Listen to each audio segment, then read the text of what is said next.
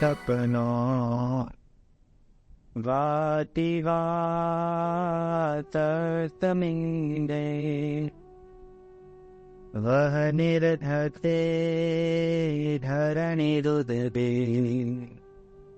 લંઘતે નૈવ વેલા સોયં શ્રીમાન નિખિલ જગતા અંતરાત્માવતીર્ણો ધર્મં રક્તાન દિશતુ કુશલા સ્વામિનારાયણો યા ગુણાતીતોક્ષરં બ્રહ્મ ભગવાન પુરુષોત્તમઃ જનો જાનન્નિદાં તત્ત્વં મોચ્યતે ભવબંધનાत्.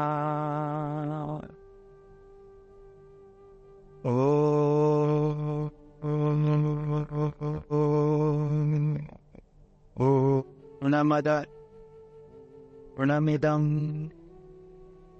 પૂર્ણાત પૂર્ણમુદચ્યતે પૂર્ણસ્ય પૂર્ણમાદાય પૂર્ણમેવાવશિષ્યતે. ઓમ દહનાવવતુ સહનો ભુનક્તુ સહ વીર્યં કરવાવહૈ તેજસ્વિનાવધીતમસ્તુ મા વિદ્વિષાવહૈ. ઓમ શાંતિ શાંતિ શાંતિ.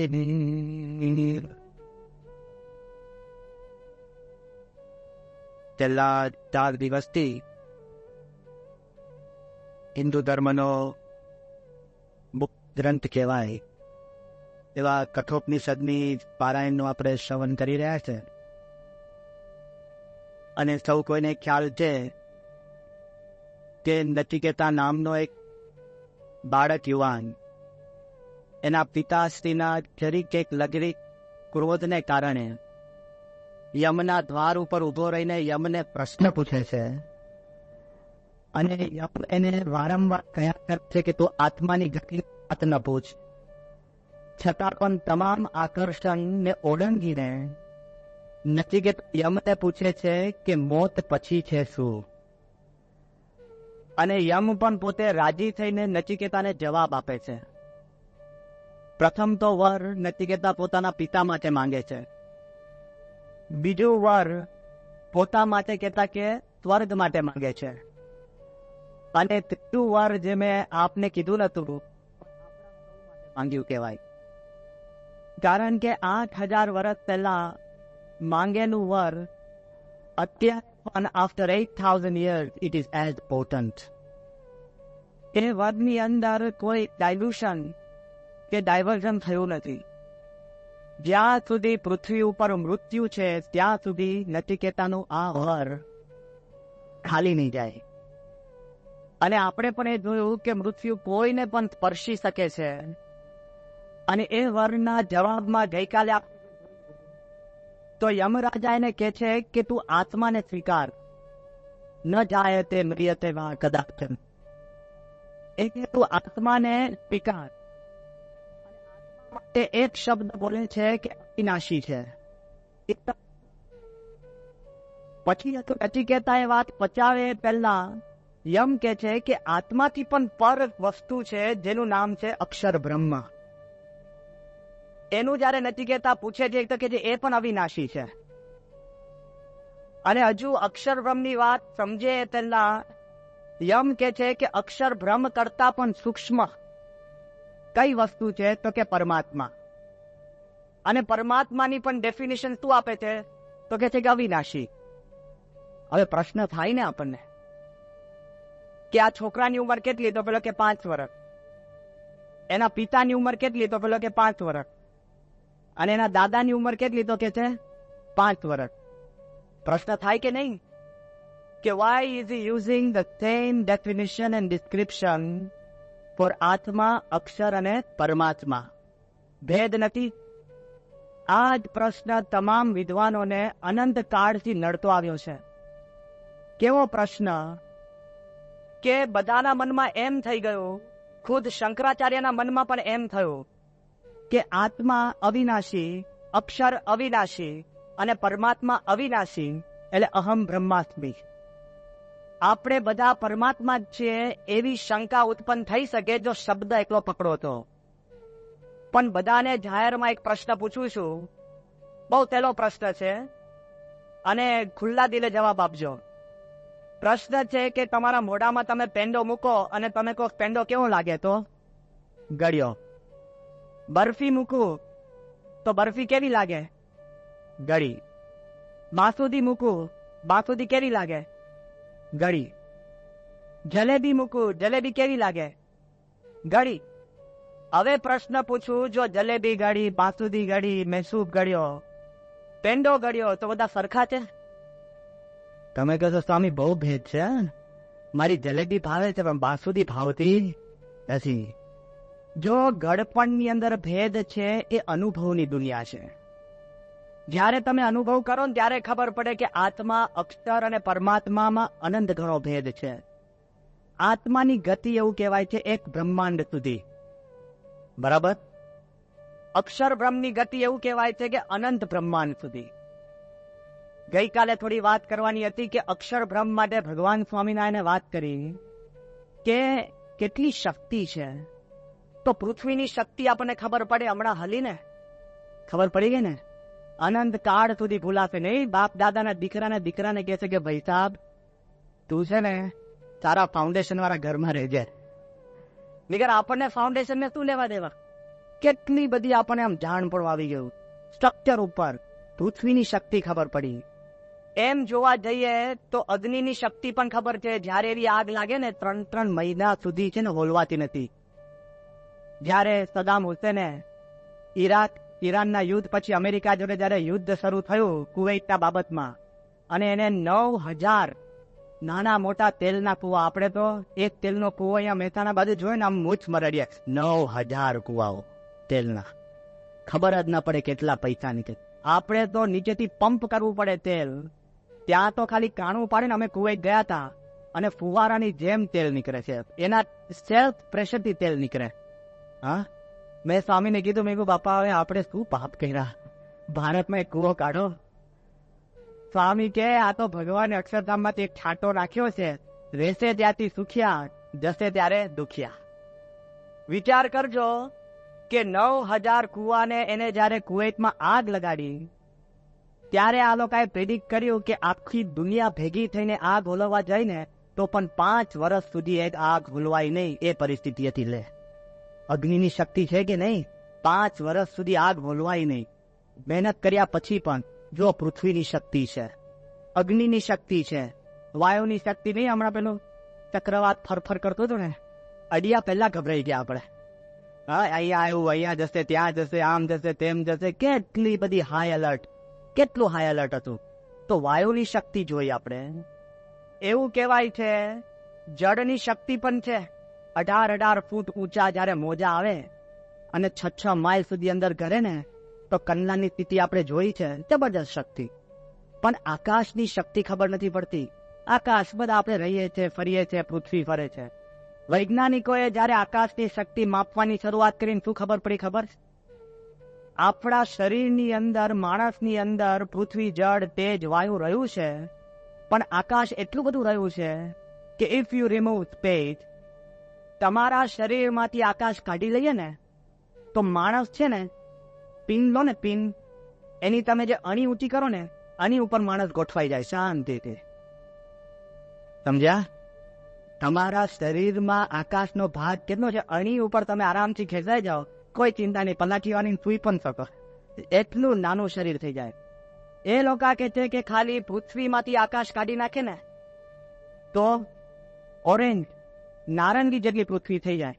આ ઉપર ગ્રહ દેખાય છે ને, આ બધા ફરે છે ને, એ તો બહુ મોટા કહેવાય. આટલી નાની ટેનિસ બોલ જેટલી પૃથ્વી થઈ જાય. આકાશની શક્તિ કેટલી છે! પૃથ્વી, જળ, તેજ, વાયુ, આકાશ, આ તત્વ, એ તત્વનું આખું એક બ્રહ્માંડ બનેલું છે. હવે આગળ આવું છું મેદાનમાં. એક બ્રહ્માંડ તો બરાબર, એવા અનંત કોટી બ્રહ્માંડ તમે ભેગા કરો ને, એ અક્ષર બ્રહ્મના રૂવાડામાં અનંત કોટી બ્રહ્માંડ અંદર ફર્યા કરે એટલું મોટું અક્ષર બ્રહ્મ છે. બેઠું ભેગામાં. અને એ અક્ષર બ્રહ્મ ભગવાન સ્વામિનારાયણે જાહેરમાં વાત કરી છે કે એ અક્ષર બ્રહ્મને અમે જયારે પૃથ્વી પર લઈને આવ્યા, એ આપણે જયારે આ મૂર્તિના દર્શન કરો છે, ગુણાતીતાનંદ સ્વામી જે મૂર્તિ છે ને આપણે, એ અક્ષર બ્રહ્મ છે. કેટલી મોટી વસ્તુ ભગવાન સ્વામિનારાયણે મૂર્તિમાન કરી દીધી. વિવેક સાગર સ્વામી ઘણી વાર કહે છે કે પ્રોફેસર P.N. મોદી કરીને બહુ જ મોટા તત્વચિંતક, એને એક થીસીસ લખી 1926ની સાલની અંદર. એક થીસીસ લખી. શું thesis? Akshar, a forgotten chapter in the history of Indian philosophy. કે ઇન્ડિયન તત્વજ્ઞાનની અંદર બધાએ આત્માની વાત કરી, પરમાત્માની વાત કરી, પણ અક્ષર બ્રહ્મની વાત કોઈ નથી કરી. સ્પષ્ટ આમાં લખેલું છે ને ઉપનિષદની અંદર. કેવા શબ્દ લખ્યા? એતદ આલંબનમ શ્રેષ્ઠમ, એતદ આલંબનમ પરમ, એતદ આલંબનમ જ્ઞાત્વા બ્રહ્મલોકે મહીયતે. અક્ષરને જાણવાથી તમે બ્રહ્મલોકમાં પામી શકો. તો અક્ષર કોણ? જ્યારે વિવેક સાગર સ્વામી પ્રોફેસર P.N. મોદીની સાથે ભણવા ગયા 1961-62ની સાલમાં, અને પેલા એ કીધું કે સ્વામી, અક્ષર બ્રહ્મને લોકો ભૂલી ગયા છે. વિવેક સાગર સ્વામી કે એક કામ કરો, તમે અટલાદા મંદિરે આવો. તો કેમ? અટલાદા મંદિર આવ્યા. વિવેક સાગર સ્વામી કીધું કે આ એક જે મૂર્તિ દેખાય છે ને ભગવાન સ્વામિનારાયણ, કે હા, એની બાજુમાં જે બેઠા છે ને એ મૂર્તિમાન અક્ષર બ્રહ્મ. પેલા કે અત્યાર સુધી હું એમ માનતો હતો કે આ સ્વામિનારાયણ સંપ્રદાય છે ને ગઢડાવાળા સજાનંદ સ્વામીની ગાદી ચાલે છે. મને એમ હતું કે આ સ્વામિનારાયણ સંપ્રદાય વાળા વ્યસન છોડાવે અને લોકો પાસે દારૂ છોડાવે. પણ આજે મને ખબર પડી કે આખા ભારતભરમાં જે શંકરાચાર્ય પણ જે તત્વજ્ઞાન નથી હાથ મૂકી શક્યા, એ ભગવાન સ્વામિનારાયણે મૂર્તિમાન કરી દીધું. જબરજસ્ત સંપ્રદાય છે અક્ષર બ્રહ્મ. અક્ષર બ્રહ્મનો આટલો બધો મહિમા છે, પણ ગુણાત્યાન સ્વામી પોતે એક વાત કરી છે. એક વાર ગુણાત્યાન સ્વામી એક જંગલમાંથી પસાર થતા હશે ને ત્યાં એક મરેલું ઢોર પડ્યું હતું. બધા સંતો પસાર થાય ને બધા નાકે આમ રૂમાલ રાખી દે, કારણ કે ગંધાય ને. ગુણાત્યાન સ્વામી કે બધા અહીંયા ભેગા કરો. હવે કઈ કથાનું સ્થાન કહેવાય? હા, બધા મોડું મચકોડવા લાગે કે સ્વામી અહીંયા આપણે દૂર જઈએ, આમ જઈએ, તેમ જઈએ.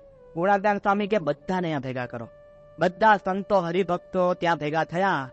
પછી ગુણાત્યાન સ્વામી કે છે, સાંભળજો અક્ષરની શક્તિ. ગુણાત્યાન સ્વામી કે અમે અમારી શક્તિ કાઢી લઈએ ને, આખું બ્રહ્માંડ આમ ગંધાઈ ઉઠે. વિચાર કરજો કયા લેવલની વાત છે. આત્મા કરતા પણ અક્ષરની મીઠાશ જુદી છે. પેંડા કરતા બરફીની જુદી છે ને, એમ કેટલી ગતિ ઉપર છે. પણ યમ કે છે કે ભાઈ નચિકેતા, આત્માની વાત તે જાણી, અક્ષર બ્રહ્મની વાત મેં તને કરી, પણ એનાથી પણ પર છે ને પરમાત્મા છે. પેલાને લાગે, આપણને લાગે કે આ કોઈ દિવસ આનો અંત આવવાનો જ નથી. આની વાત એનાથી પર, એનાથી પર. આગળ વાત કરે છે કે પરમાત્મા કેવા છે, તો સાંભળજો પરમાત્માનો મહિમા. અક્ષર બ્રહ્મનો તો આપણે ટોચ પહોંચી નથી શકતા, અનંત કોટી બ્રહ્માંડો રૂવાડે ફરે. પરમાત્મા કેવા છે તો કઠોપનિષદનો આ શ્લોક સાંભળજો. ઓમ અણોરણ્યાન મહતો મહિયાન આત્મત્ય જંતોર્નિહિતો ગુહાયામ તમક્રતુઃ પશ્યતિ વીતશોકો ધાતુઃ પ્રસાદાન મહિમાન આત્મનઃ તતેવત. શું કે છે કે આત્મા બરાબર, અક્ષર બરાબર, પણ અણુ કરતા પણ અણુ એ પરમાત્મા છે. જે કાંઈ તને દેખાય છે આત્માની અંદર અક્ષર ને અક્ષરની અંદર પરમાત્મા. હજુ તો નથી કહેતા ડૂમો આમ ઉતારી શકે ને, એ પહેલા કે છે અણુરણ્યાન મહતો મહિયાન. જેટલું તને બ્રહ્માંડ દેખાય છે, જ્યાં સુધી તમે પહોંચો, જ્યાં સુધી આગળ જાઓ, એના કરતા પણ મોટું પરમાત્મા છે. હવે આ વિચાર કરજો કે જ્યારે પરમાત્મા પુરુષોત્તમની આ શક્તિની જ્યારે વાત કરે ને, ત્યારે આપણને ખબર પડે કે આ શક્તિ એટલે શું ખબર. થોડુંક વૈજ્ઞાનિક રીતે આપણે સમજવા પ્રયત્ન કરીએ ને તો તાત્વિક રીતે સમજાશે કે અત્યાર સુધી લોકો એમ માનતા કે આ દુનિયામાં જે આકાર દેખાય છે ને એ આકાર છે. કોક ગોળ, કોક સીધો, કોક ચોરસ, કોક 3 ડાયમેન્શનલ, એ બધા આકાર દેખાય. પણ જ્યારે માણસે બુદ્ધિ વાપરીને એક ચોક લઉં તમારી સામે, ચોકને અડધો કરવો સહેલો છે ટપ થઈને, પછી અડધાને અડધો કરવો થોડોક અઘરો, પછી કહેવાય છે કે એને અડધો કરવો વધારે અઘરો, પછી નાની કણી નીકળે ને ચોકમાંથી, પછી પરાઈ મારો ને તો કદાચ અડધો થાય, પછી એની નાની કણી નીકળે પછી તોડવો. તમે કે સ્વામી હવે કે તમારે બીજો ધંધો છે કે નહીં? આની નાની તોડ કરવાની વાત ક્યાં અર્થ છે? જ્યારે વૈજ્ઞાનિકો ઊંડા ઉતર્યા તો 440 બીસી, એટલે લગભગ 2500 વર્ષ પહેલા બે પ્રથમ નામના વૈજ્ઞાનિકો ડિમોક્રિટસ અને લ્યુસિફસ કરીને એને વાત કરી કે જે કાંઈ વસ્તુ દેખાય છે એમાં નાનામાં નાની વસ્તુ શું છે? તેને કીધું કે એટમ. કણાદ ઋષિએ તો એનાથી પણ આગળ અણુવાદ આપણને આપ્યો છે. પછી ડેલ્ટન નામનો એક ફિઝિસિસ્ટ આવ્યો, એને એમ વાત કરી the smallest indivisible part is the atom. જે વિશેષ તમે તોડી ન શકો ને એ અણુ થયો. હજુ તો બરાબર છેક 2000 વર્ષ સુધી લોકો એમ માનતા હતા કે અણુ તૂટતો નથી. પણ જ્યારે 1897ની સાલની અંદર થોમ્સન નામનો વૈજ્ઞાનિક એને અણુ તોડ્યો, સાહજિક રીતે અણુની ઉપરથી ઇલેક્ટ્રોન પ્રાપ્ત કર્યો. બધા કે અણુની અંદર પણ ઇલેક્ટ્રોન છે, જો હજુ સમજાયું. પછી 1919ની સાલની અંદર રધરફર્ડે, એ પણ વૈજ્ઞાનિક, એને અણુ જ્યારે તોડ્યો ને ત્યારે એની અંદર એને ખબર પડી કે એની અંદર પ્રોટોન, ન્યુટ્રોન, આખી દુનિયા છે. જેમ આપણી ચારે બાજુ ગ્રહ ફરે છે ને, એમ અણુની અંદર પણ ગ્રહો ફરે, નાના નાના દુનિયા છે. અને જ્યારે મેઝરમેન્ટ કર્યું ને, હવે આવો મેદાનમાં, એને મેઝરમેન્ટ કર્યું ત્યારે ખબર પડી કે ઇલેક્ટ્રોન છે, એને ખબર પડી ને, તમને દેખાતો જ નથી, આ અણુઓ ફરે છે ને, એની અંદર એક ઇલેક્ટ્રોન છે, એની સ્પીડ 600 માઇલ પર સેકન્ડ, એટલે 1 સેકન્ડની અંદર બોમ્બે જઈને પાછો. તમને લાગે ઓ માય ગોડ, મારી અંદર અણુ પડ્યા છે, ઇલેક્ટ્રોન 600 માઇલ પર સેકન્ડ. એટલે કે હજુ ઉભારો ભાઈ, ધીરારો, હજુ ભગવાનની વાત તો પછી આવે છે. એ કે એની અંદર ન્યુટ્રોન છે. ન્યુટ્રોન એની સ્પીડ કેટલી? 40,000 માઇલ્સ પર સેકન્ડ આવી જાવ. હવે આ તમને ખબર પડી ને, આ પુષ્પ, આ પાન, આ નાની જરી છે ને, જરી, એની અંદર અનંત અણુ છે, એની અંદર ન્યુટ્રોન છે, 40,000 માઇલ્સ પર સેકન્ડ ફરે છે. ભેજામ બેસે છે. હા, તમને લાગે કે સ્વામી આ સંસ્કૃત બોલો છો? ભાઈ વિજ્ઞાન બોલો છો. કેટલું બધું ઊંધું. અને અત્યારે એવું કે છે કે એને તોડવા માટે, હવે ન્યુટ્રોનને તોડવા માટે શું કરે છે હવે દુનિયા? હવે જો ઝાડથી બિચારા યમરાજા કહેતા એવા છે, યતો વાંચો ન વર્તન તે. ભાઈ નથી પહોંચતી વાણી, તો આપણે કેમ ના પહોંચે? હવે આવો સબ એટોમિક વર્લ્ડની અંદર લઈ જાઓ, વાણી ક્યાં પહોંચે છે? લિયો લેડરમેન કરીને, જેને ન્યુક્લિયર ફિઝિક્સ માટે નોબેલ પ્રાઇઝ મળ્યું છે, એ લિયોન લેડરમેને કહે છે કે હવે તમારે અણુની અંદરના ભાગોને તોડવા હોય ને તો કે શું કરવું પડે? અહીંથી વિદ્યાનગર જેટલું, ના અહીંથી બરોડા જેટલું, 90 કિલોમીટર જેટલું મોટું તમે સર્કલ બનાવો, બરાબર? એમાં અણુને દોડાવો. દેખાય? અત્યાર નથી દેખાતો. એ પાઇપની અંદર તમે અણુને દોડાવો ને સામે બીજો અણુ દોડાવો, અને એ બે અણુ અથડાય ને ત્યારે તૂટે. આટલી મોટી પાઇપ. એને પેલા કીધું કે હજુ સમજાવું છું. સમજાવું કેવી રીતના? કે કેરમ રમો છો ને તમે બધા, તો મધ્યપ્રદેશ જેટલું મોટું કેરમ બોર્ડ હોય, ઓકે? અને એમાં પેલી કિંગ હોય છે ને, તમારો લાલ કિંગ, એ તો પાછો આપણો નોર્મલ જ કિંગ હોય, પાછો એવો મોટો ના હોય. પછી હા, નોર્મલ કિંગ, કેરમની કુકડી મધ્યમાં મૂક્યું હોય, અને જે ગુજરાતના ખૂણામાંથી સ્ટ્રાઇકરથી તમારે કિંગને મારવો હોય ને, કેટલા ચાન્સીસ? એટલા ચાન્સીસ છે બે અણુ અથડાય તોય વૈજ્ઞાનિકો કહે છે કે આપણે ટ્રાય કરીએ. અને જ્યારે બે અણુ સામસામે ભેગા થાય ને અથડાય, એને કીધું એમાંથી લગભગ 100 થી વધારે નાના નાના સબ એટોમિક પાર્ટિકલ્સ છૂટા પડે. એટલો મિસોન, ગ્લુઓન, ક્વોર્ક, પ્રી ક્વોર્ક, તમે લિસ્ટ આપતા જ જાઓ. બધા નહીં ઋષિઓના નામ આપું ને એવા નામ છે બધા. ચાલ્યા જ કરે. આ લોકો કહે છે કે ભેજામાં બેસતું નથી, કઈ દુનિયામાં મેં જીવીએ છીએ સબ એટોમિક વર્લ્ડની અંદર. ભગવાન સ્વામિનારાયણ કીધું શું? પ્રથમના 46 વચનામૃતમાં અણુના કોટાન કોટી કટકા કરો, એની અંદર પણ ચિદાકાશ છે અને એની અંદર પણ પરમાત્મા છે, અણુરણ્યાન. જો એક અણુને તોડે તો અણુ બોમ્બ બનતો હોય, તો પરમાત્મા સુધી તમે પહોંચો તો આખા બ્રહ્માંડને શાંતિ આપી શકો એટલી શક્તિ ઉત્પન્ન થાય કે નહીં? કેટલી બધી શક્તિ છે અંદર. એટલે પરમાત્મા પાસે એવી શક્તિ છે કે વિજ્ઞાન કહો કે વિચારક કહો કે માણસો કહો, એને પરમાત્મા વગર કોઈ આમ આપણે કહીએ ને દેર ઇઝ નો ઓપ્શન. અત્યારે પણ દુનિયા જે ફરે છે ને, તો ભલભલા કે છે કે અત્યારે બધા છે ને ભગવાનને શોધવા માટે પોતે આવવા માંડ્યા. અને કેવી રીતના આવવા માંડ્યા? તો અત્યારે એ લોકો એવું કે છે કે સામાન્યમાં સામાન્ય તમે વૈજ્ઞાનિક વાતો લો, મને બહુ જ મોટા એક સાયન્ટિસ્ટ, ભારતીય સાયન્ટિસ્ટનો ફોન આવ્યો. એ કે સ્વામી હવે મને વિચાર છે કે તમારી કથા વાર્તાઓમાં બેસવી પડશે, સંતોની કથા વાર્તામાં. પેલો કે કેમ? કે હવે અમે કમ્પ્યુટર છે ને આર્ટિફિશિયલ ઇન્ટેલિજન્સ પણ લઈ જઈએ છીએ. હવે કમ્પ્યુટરમાં આત્મા મૂકવો હોય ને તો સંતોને શાસ્ત્ર સિવાય કઈ સમજ નહીં પડે, વૈજ્ઞાનિકો કથામાં આવતા થઈ ગયા. લો ક્યાંથી ક્યાં? એ તો હજુ બરાબર.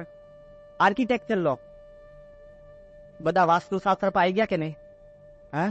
અને ભૂકંપ પછી તો ખાસ મને કે સ્વામી બીમ અડધો હોય ને તો વાસ્તુશાસ્ત્ર. મેં કહ્યું નહીં પડે યાર, બેસી જા તું અંદર. એ વાત નહીં, પણ હવે ઘણા છે ને વાસ્તુશાસ્ત્ર પ્રમાણે નથી બાંધ્યા ને એટલે ગબડી ગયા. લે વિચાર કરજો. પણ આર્કિટેક્ચર પણ છે ને આપણું અથર્વ વેદમાંથી નીકળેલું, સ્થાપત્ય શાસ્ત્રમાંથી નીકળેલું વાસ્તુશાસ્ત્રની આગળ ફિલ્ડિંગ પડતું થઈ ગયું. લો હા, વિજ્ઞાન તો આવી ગયું, આર્કિટેક્ચર આવી ગયું, એ તો હજુ બરાબર. મેડિસિન આવી ગયું, ઘણા બધા ડોક્ટરો બેઠા છે. બર્ની સિગલ કરીને ડોક્ટર, ઓન્કોલોજીસ્ટ, કેન્સર સ્પેશિયલિસ્ટ, એને એક વાત કરી કે મારે ત્યાં ભલા કેન્સરના દર્દીઓ આવે અને હું રેશનલિસ્ટ છું, બુદ્ધિવાદી, ભગવાનમાં નહોતો માનતો, પણ મેં જયારે વૈજ્ઞાનિક રીતે જોયું કે આ માણસ મરી જવો જોઈએ, તો મારે એ જીવવા લઈ ગયા અને જે જીવવા જઈએ એ મરી ગયા. તો મને તો ખબર પડે ને મારી દવા નથી. આ બધા ડોક્ટરો ખાસ ખ્યાલ રાખજો, કારણ કે છે ને અંગ્રેજીમાં એક કહેવત છે કે God cure and doctors take the fees. તમારે તો વિચાર કરજો, આ બધા અહીંયા મોટા મોટા સ્પેશિયલિસ્ટ બેઠા છે અને ડિરેક્ટર છે આપણે ત્યાં, આખા ગુજરાતના ડિરેક્ટર્સ છે અહીંયા બેઠા છે. પણ કારણ કે છે ને ડોક્ટર તો છે ને તમને ટાંકા માર દે, તમારું પોતાનું લોહી, પોતાના વિટામિન, પોતાની શક્તિ રૂજ લાવતી હોય, અને ડોક્ટર છે ને તમારા ખિસ્સામાં હાથ નાખે છે. હા, વિચાર કરજો. તમારો આ ડોક્ટર રાણાવત હોય, બેસ્ટ, આખી દુનિયાનો સારામાં સારો આપણે કે હાર્ટના શું આપણે ઓર્થોપેડિક સર્જન, એનો પગ ભાંગે ને તોય પ્લાસ્ટર મારીને 2 મહિના લાગે તો લાગે. જો એ સુધારતો હોત તો એને અઠવાડિયામાં થઈ જવું જોઈએ ને. ભગવાન cure and doctor tax the fee. અને ખાસ ખ્યાલ રાખજો, એ તો ડોક્ટરની વાત કરી, પણ ભલા પ્રોફેશનની અંદર અત્યારે ભગવાન અંદર આવવા માંડ્યા. ક્યાં સુધી? તો બર્ની સિગલે વાત કરી કે એક વખત કે એક માણસ જ્યુઇશ યહૂદી, જેના દિલની અંદર ડંખ બહુ કે મને છે ને આ જર્મન લોકોએ એટલું દુઃખ આપ્યું, જેટલું દુઃખ લાગ્યું છે ને, આઈ કેનોટ ફોરગીવ. કોઈ દિવસ જર્મન માણસોને હું માફી નહીં આપી શકું. ડંખ. તો બર્ની સિગલ કહે છે કે એને જયારે મેં તપાસ્યું ને, તેના હૃદય ઉપર કેન્સરનું લીઝન થયું હતું. અને હૃદય ઉપર કેન્સર એટલે હાઈએસ્ટ થયું ને. એટલે મેં કીધું એને કોઈ ખાવાની તકલીફ નહીં, આ પ્રશ્ન નહીં, આમ નહીં, તેમ નહીં. મેં કીધું તું કંઈક વિચાર, તારામાં પ્રશ્ન છે. પેલો કે હું બધું કરું, પણ હું છે ને યહૂદી ઉપર એટલો બધો અત્યાચાર કર્યો છે, કોઈ દિવસ જર્મનીને હું માફી નહીં આપી શકું. પેલો કે તારો પ્રશ્ન એ છે મારી દવાથી નહીં તું સુધરે, તું માફી આપ. એ કે હું નહીં આપી શકું. એ કે તું માફી આપ કે નહીં આપી શકું. એ કે છેવટે એના હૃદય ઉપર કેન્સર વધ્યું. હૃદયના કેન્સરથી એ મરી ગયો. જો માફી આપી હોત ને તો મારી દવા વગર એ સુધરી ગયો હોત. આ કોણ? ડોક્ટર લખે છે. આપણા દિલની અંદર અત્યારે બધા કહેવા લાગ્યા કે આધ્યાત્મમાં કાંઈક એવું બળ છે, અણુરણ્યાન, મહત્વમયાન.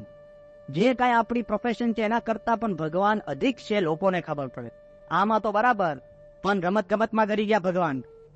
ખ્યાલ આવ્યો તમને? આ તો ખાલી અત્યારે કહું છું. અત્યારે બધા ક્રિકેટ છે ને, ક્રિકેટનો ઇતિહાસ તપાસજો. ક્રિકેટ શોધ્યું છે કોને ખબર? સાધુ સંતોએ. હા, અમે નહીં, પણ ક્રિકેટને શોધનાર છે ને ઇંગ્લેન્ડમાં શોધાય છે ક્રિકેટ, અને કહેવાય છે જેન્ટલમેન ગેમ. હવે તો રહી નથી, બરાબર ને? આ કૌભાંડો ત્યાં લોકોને વિશ્વાસ ચડી ગયો. હવે કોઈને રસ, છેલ્લી ઓવરમાં કોઈને રસ નથી રહ્યો હવે.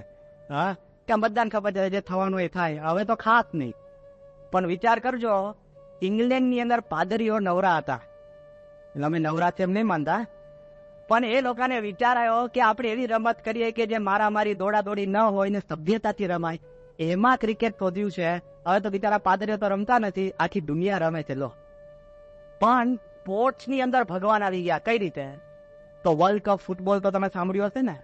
આ બાજુ બધી ખડતલ ટીમ પડી હોય, ઇટલી, જર્મની, હોલેન્ડ, બ્રાઝિલ, એક એક ટીમ 90 મિનિટ રમે ને આખી દુનિયા આમ ટીવી સામે આમ જોઈને ચોટીને બેઠી હોય.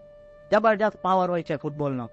અને એમાં જીત હારની અંદર આખો દેશ રડે અને ઊંચો થાય, એ આખી પરિસ્થિતિ. એવું કહેવાય છે, સાંભળજો, કે જર્મની અત્યાર સુધી ફૂટબોલમાં જ્યારે 11 પ્લેયરો રમતા હોય ને, પછી એક ટીમ લઈને જાય. એનો કોચ હોય, એનો મેનેજર હોય, ડાયટિશિયન હોય. કારણ કે ગમે તે ખાઈ લે પેલો પ્લેયર, પછી એને ઉબકા આવે ને પછી રમવા જાય, ના ચાલે. નહીં, આપણે રમવા ગયા તો માથું દુખે તો પછી આઉટ. એનું એટલું બધું પરફેક્ટ બધું લોકો જુએ.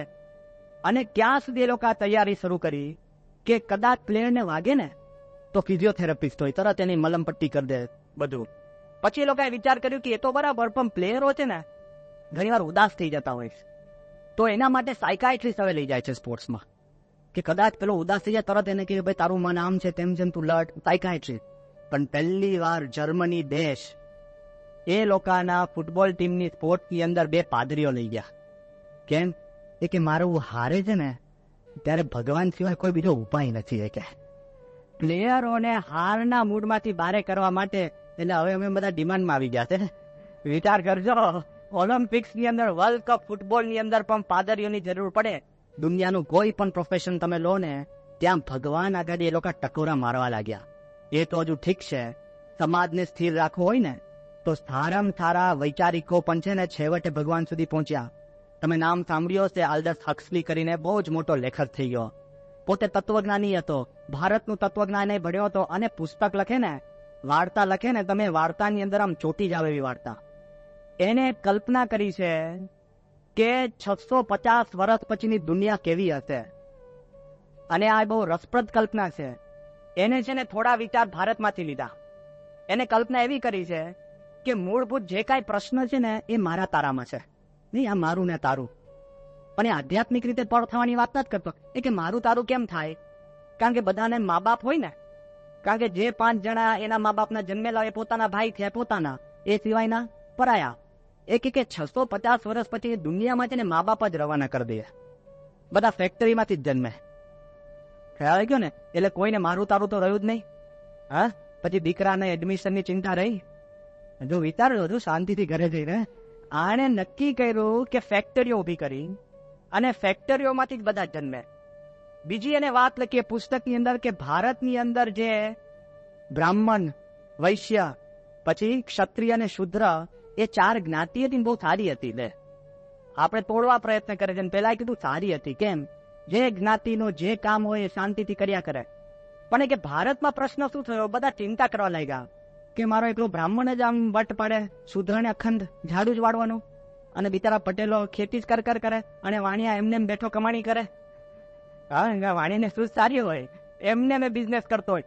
એટલે કે ભારતની અંદર વિચાર શરૂ થયો ને, એટલે ઝઘડા થયા.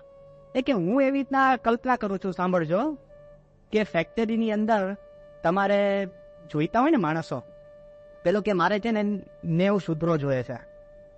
તો કે એ જે ટેસ્ટ ટ્યુબની અંદર સ્પર્મ અને એગને જે ફ્યુઝન કરાવે ને ઝાયગોટ ફોર્મ થાય, અને એની અંદરથી પછી ઇન્ક્યુબેશનમાં મૂકે, તો એ ઇન્ક્યુબેશનની મુક્તિ વખતે પેલો કે મારે 90 શુદ્ર જોઈએ છે.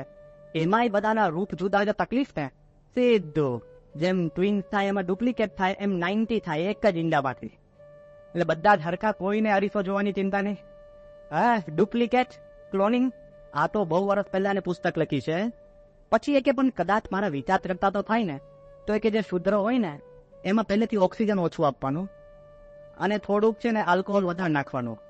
એટલે એને આમ જ પહેલેથી જ એમ જ કે મારે હવે ઝાડુ પીવાય, એને પુસ્તકનો વિચાર જ ના આવે. આ જો આની કલ્પનાની વાત કરું છું ખાલી, હજુ આગળ વિચાર કરજો.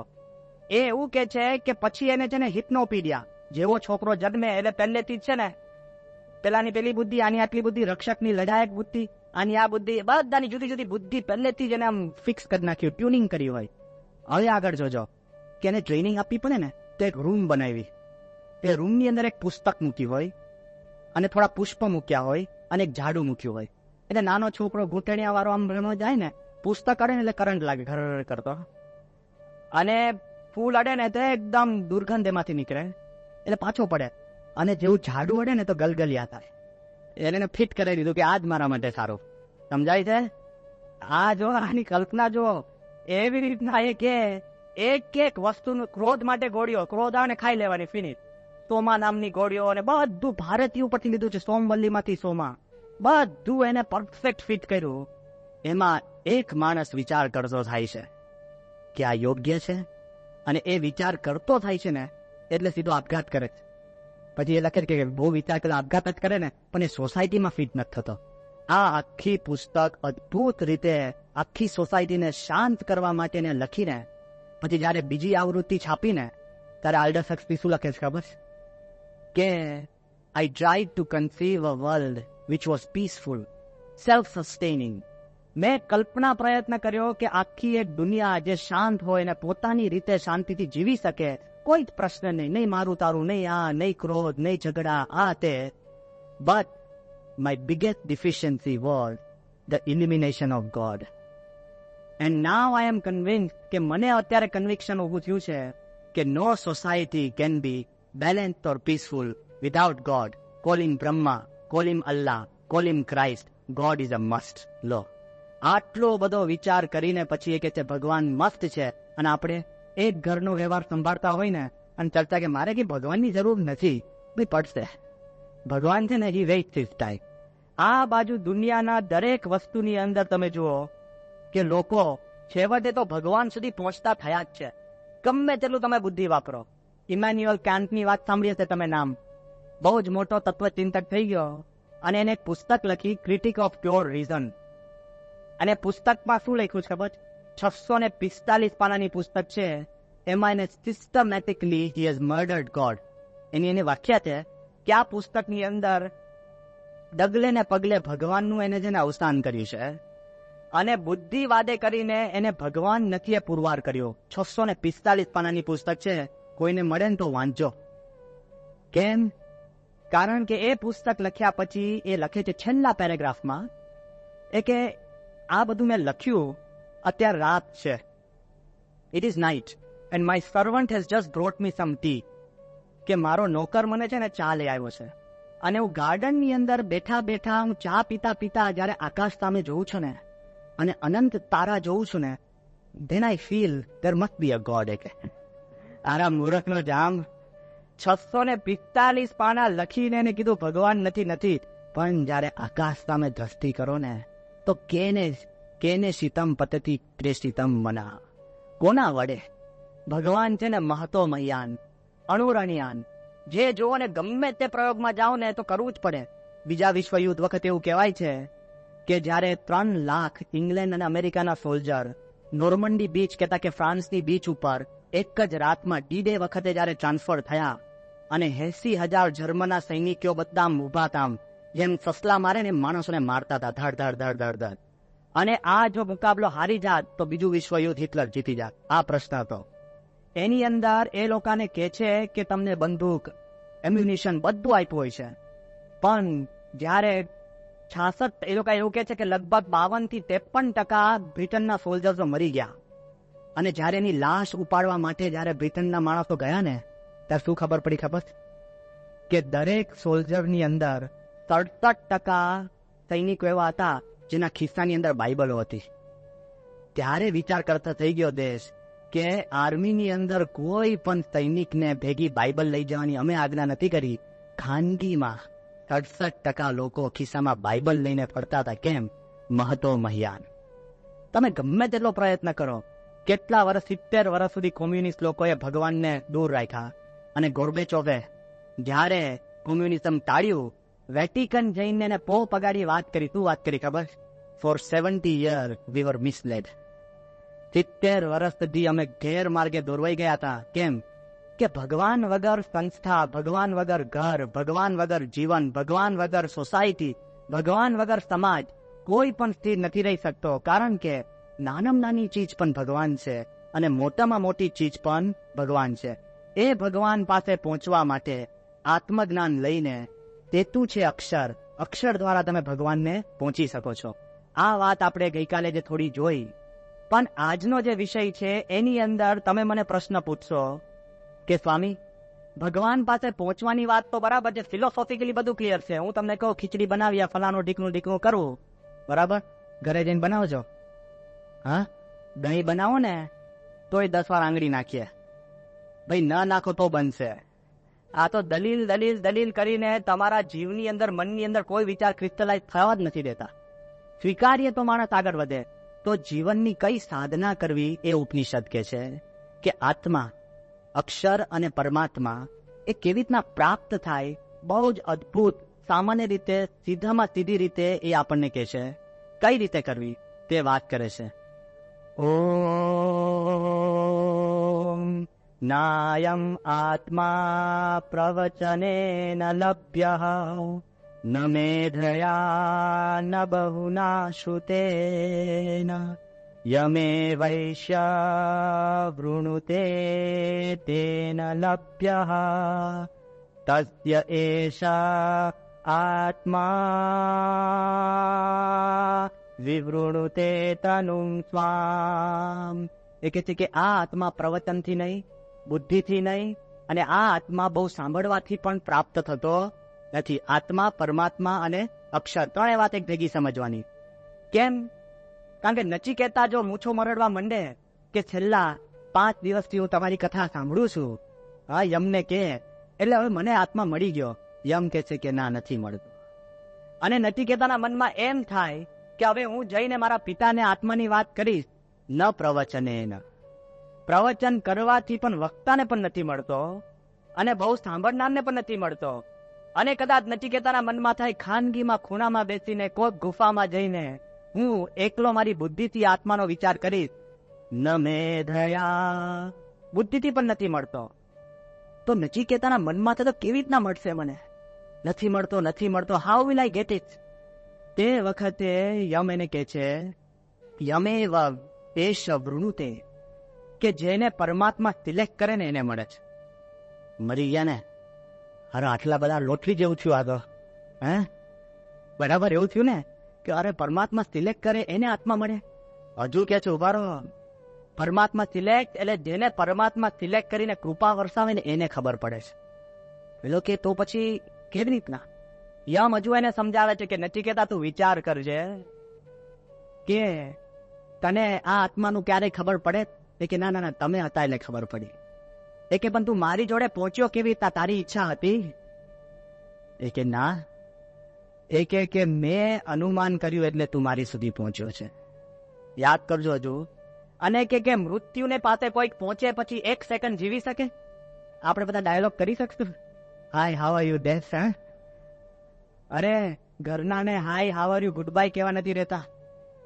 પેલાને કહેવા જાય આપણને લાગે પેલાને શોખ ના આવે. પેલા નથી ઘણી વાર સંતો કે છે કે એક બિચારો હાર્ટ એટેકનો પેશન્ટ મરવાની એની ઉપર અને એને લોટરી લાગી ₹1 કરોડ. એટલે પેલા ડોક્ટરે કીધું કોઈ કહેતા નહીં, હું એને શાંતિથી કહીશ, ધીરે રહીને કહીશ, નહીં હાર્ટ પાછું ઊંચા નીચું થાય ને ઉપડી જશે, 1 પૈસો નહીં મળે. ડોક્ટર એને કહેવા ગયા. ડોક્ટર કહે સાહેબ તમારે આ કેવું છે? કે બધું સારું છે. કે તમને કાંઈ ₹1 કરોડની કાંઈ લોટરી બોટરી લાગે તો? એ કે ડોક્ટર તો અડધા તમારા. તો ડોક્ટર ઉપડી ગયો. તો વિચાર કરજો, પેલા ના લાગે પેલો જીવતો રહ્યો. પેલો કે થયું શું? તો કે સાચી મળી હતી.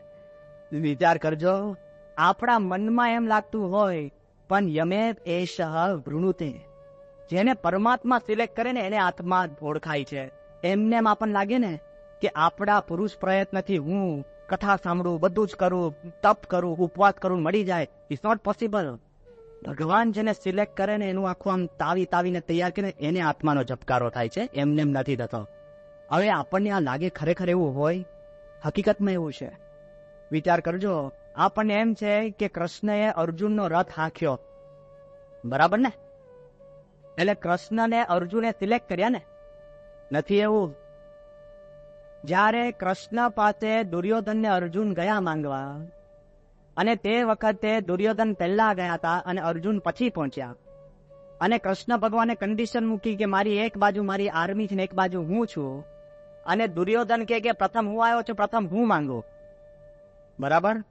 એટલે અર્જુને કૃષ્ણને નથી માંગ્યા, પણ કૃષ્ણે એવું આયોજન કર્યું ને કે અર્જુન પાસે કૃષ્ણ આવે. કૃષ્ણએ દુર્યોધનના ભેજામાં એવું મૂક્યું એટલે દુર્યોધને છે ને આર્મી માંગી, એટલે પછી રહ્યું કોણ? કૃષ્ણ. એટલે કૃષ્ણએ અર્જુનને કીધું કે આઈ એમ યોર. ચોઇસલેસ ગિફ્ટ હતી. એમ નહીં માનતા કે અર્જુને કૃષ્ણને સિલેક્ટ કર્યો, પણ કૃષ્ણએ અર્જુનને સિલેક્ટ કર્યા હતા. પહેલેથી જ વિચાર કરજો કે ભગવાન આપણને સિલેક્ટ કરતા હોય છે, ત્યાં પતતું નથી. કૃષ્ણને અર્જુન માટે કેટલું હેત હતું ખબર? આપણને લાગે ઓહો અર્જુનને કૃષ્ણ માટે બહુ હેત હતું, પણ કૃષ્ણને અનંત ગણું. મહાભારતની શરૂઆત થાય છે ને, તો મહાભારતની શરૂઆતની અંદર મુખ્ય વ્યક્તિ કોણ કહેવાય? કૃષ્ણ કહેવાય કે નહીં? તો પણ વ્યાસની ખૂબી જોજો કે મહાભારતના કોઈ પણ ડ્રામા શરૂ થાય ને તો મેઇન એક્ટર છે ને તરત જ આવી જાય અંદર. આપણને તરત ખબર પડી જાય કે બસ આમ કાંઈના પગ દેખાય કે હાથ દેખાય, કાંઈક તો દેખાય. વારે વારે જેનો હાથ દેખાય ને સમજી લેવું એક્ટર જ હશે. પછી એ જ નીકળે. કેમેરા એની ટેકનિક હોય છે, આમ પેનિંગ ને બધું. હવે આ બાજુ મહાભારતની શરૂઆત થાય છે દ્રૌપદી સ્વયંવર વખતે. બધા જ પાંડવો, બધા જ રાજાઓ, બધા જ ભેગા થયા હોય છે. અને દ્રૌપદીનું પણ જે રૂપ બતાડે છે ને કે બધાના ચિત્ત ચોરાઈ ગયા હોય છે દ્રૌપદી જોડે લગ્ન કરવા માટે. અને તે વખતે કૃષ્ણ અને બલરામ પણ ત્યાં હોય છે દ્રુપદ રાજાના મહેલમાં. અને તે વખતે પાંડવો બધા છે ને એ બધા વનવાસના રૂપમાં હોય છે. અને તે વખતે એક એકના નામ વ્યાસ લખે છે કે અર્જુન, યુધિષ્ઠિર, ભીમ, પછી દ્રુપદ, દ્રૌપદી. કૃષ્ણનું નામ તો 16મું આવે છે, 16. અને નામ ક્યારે આવે છે ખબર? કે બધા જની જ વૃત્તિ દ્રૌપદીઓ છે. તે વખતે કૃષ્ણ છે ને બલરામને પૂણી મારે અને કૃષ્ણ શું કે છે આમ દૂર જોઈને, એશો અર્જુનો. કૃષ્ણ છે ને અર્જુનને શોધતા હોય છે અને બલરામને શું કે છે કે આ અર્જુન છે. જેમ હું શ્રી કૃષ્ણ છું એમાં અર્જુન છે, ન અન્યથા મસ્તી. આખી દુનિયા દ્રૌપદીને જોતી હોય, અર્જુન પણ દ્રૌપદીને જોતો હોય, ત્યારે કૃષ્ણ અર્જુન સામે જોતા હોય. એ ભગવાનની ખૂબી છે. તેન તમે વૃણુતે વેશ. ભગવાન સિલેક્ટ કરે છે અને ભગવાન જયારે સિલેક્ટ કરે ને ત્યારે આપણને ખબર પડે કે એના માથે કોઈ કાર્ડ રહેતો નથી. કેટલી શક્તિ ઉત્પન્ન થાય. તો પહેલામાં પહેલું આપણે છે ને આપણી બધી વસ્તુની જો મર્યાદા સમજીશું ને તો ભગવાનમાં હેત પ્રીત થશે. કેવી રીતના મર્યાદા? કે પ્રવચનથી નહીં શીખાય તો પછી એ લાઈન નહીં લેતા. હવે લાગે ને બહુ પ્રવચન કઈ કથાકાર થયો, ઇટ્સ નોટ ઇમ્પોર્ટન્ટ. ગુણાત્યાન સ્વામી કોઈ વિદ્વાન, કોઈ શાસ્ત્ર ભણ્યા નથી, પણ અક્ષર બ્રહ્મ. આમ અક્ષર બ્રહ્મ, આમ નિરક્ષર. સ્કૂલે જ નતા ગયા. વિચાર કરજો. પણ અંતઃકરણની અંદર પવિત્ર શુદ્ધ કેટલી બધી શક્તિ હતી. તો આપણે જયારે આપણી મર્યાદા સ્વીકારીએ ને ત્યારે આગળ વધતા હોય. કોઈને લાગે સ્વામી મારી મર્યાદા સ્વીકારવાથી હું આગળ વધું? હકીકતમાં વિચાર કરજો, કોઈ ગમે તેલો કૂદકો મારે ને તો 6 ફૂટ કૂદે, પછી પોલ વોલ્ટ કરે તો 18 ફૂટ કૂદે. પણ કોઈ પણ કૂદકો મારીને ચંદ્ર પર પહોંચી શકે? હા, પહોંચે તો એને અત્યારે પહોંચાડ દો દવાખાને. જોઈને લાગતું હોય કૂદકો મારીને પહોંચું. જો પગની મર્યાદા, પગની મર્યાદા જયારે આપણે સ્વીકારીને એટલે રોકેટ બન્યા. સમજાય છે આ દલીલ? પગની મર્યાદા સ્વીકારી તો રોકેટ બન્યા. એમ કોઈ કે બસ મારી જેટલી આંખ બધું જોઈ શકે, પણ આપણને લાગ્યું ખાલી છે ને 2 કિલોમીટર સુધી જોઈ શકે. આંખની મર્યાદા જયારે સ્વીકારીને તો દૂરબીન બન્યા. સમજાય? પ્રગતિ થઈ. મર્યાદા સ્વીકારવાથી પ્રગતિ થાય છે. શ્વાસની મર્યાદા સ્વીકારી. આપણને લાગે જેમ હું શ્વાસ આવે બસ હું શ્વાસ લઉં છું એટલે વાંધો નહીં, પણ ભાઈ પાણીમાં નથી લઈ શકતો એટલે સબમરીન બની. ખ્યાલ આવ્યો? કે ના હું જે શ્વાસ લઈશું એ જ બરાબર. અરે ચામડીની મર્યાદા સ્વીકારીને તમને લાગે કે અરે હું અંદર ભડભડતી મોટી આગ હોય એની અંદર જવું તો સીધો રખ્યા થઈને બહાર નીકળું છું. તો મર્યાદા સ્વીકારી એટલે ફાયર સૂટ બન્યા. ખ્યાલ આવે? જેમ તમે મર્યાદા સ્વીકારો એમ આગળ વધો છો. એમ યમ શું કે છે? તું મર્યાદા સ્વીકાર કે પ્રવચનની મર્યાદા છે, આંખની મર્યાદા છે અને સાથે સાથે બુદ્ધિની મર્યાદા છે. એનાથી પણ તું વિચારીશ ને તો તને ભગવાનની કંઈક પ્રાપ્તિ થશે. એટલે પ્રથમ જ વાર એને કહે છે કે તું આ મર્યાદા સ્વીકાર અને આગળ વધી શકીશ. આગળ પણ તમે વિચારજો કે આ મર્યાદા સ્વીકારીને પછી યમ શું કે છે કે પ્રેક્ટિકલ હવે આપણે તું વિચારવાનું. બરાબર, તું આત્મા છે, અક્ષર છે, અને જીવનમાં શું વિચારવાનું? તો અદ્ભુત એક જવાબ આપે છે, એ સાંભળજો.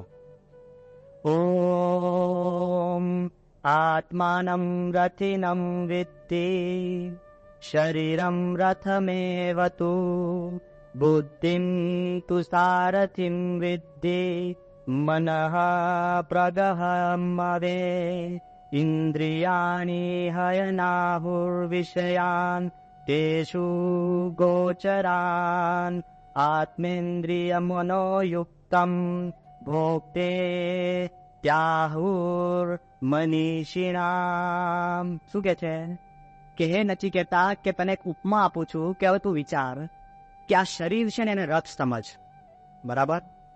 એ રથની અંદર જે બેસનાર છે કોણ છે? આત્મા.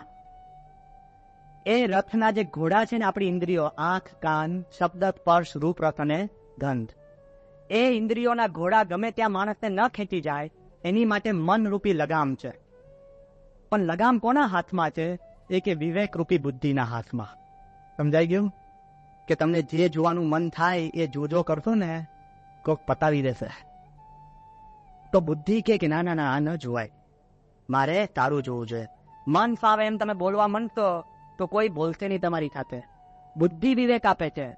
એટલે તું કે છે કે હે નચિકેતા, કે તું આત્માને તારે જ્યાં લઈ જવો ત્યાં પહોંચાડવો હોય ને, તો પ્રથમ તું વિવેકથી ઘોડાને સંયમ પર રાખજે. પૂરી કથા સાંભળવા માટે ડિસ્ક્રિપ્શનમાં આપેલી લિંક પર ક્લિક કરો અથવા શ્રવણમાલા ચેનલમાં જુઓ. આવી વધુ કથાઓ સાંભળવા માટે શ્રવણમાલા ચેનલને સબસ્ક્રાઈબ કરો.